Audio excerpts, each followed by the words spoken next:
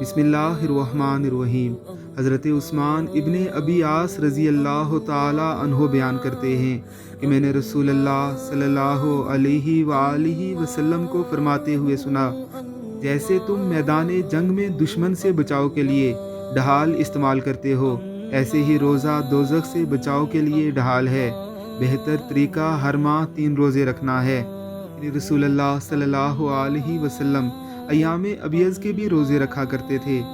دیگر روایات کے مطابق پیر اور جمعرات کا روزہ بھی رکھتے تھے۔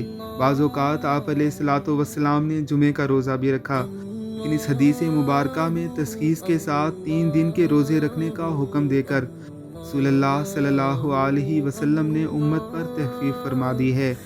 اگر یہ 3 روزے بندہ مومن اور جہنم کے درمیان ڈھال بن جائیں گے تو پھر سوچئے کہ رمضان المبارک کے 30 روزوں کی کیا فضیلت ہوگی۔ اللہ رب العزت کی ذات ہمیں اعمال کرنے کی توفیق عطا فرمائے۔ آمین ثم آمین۔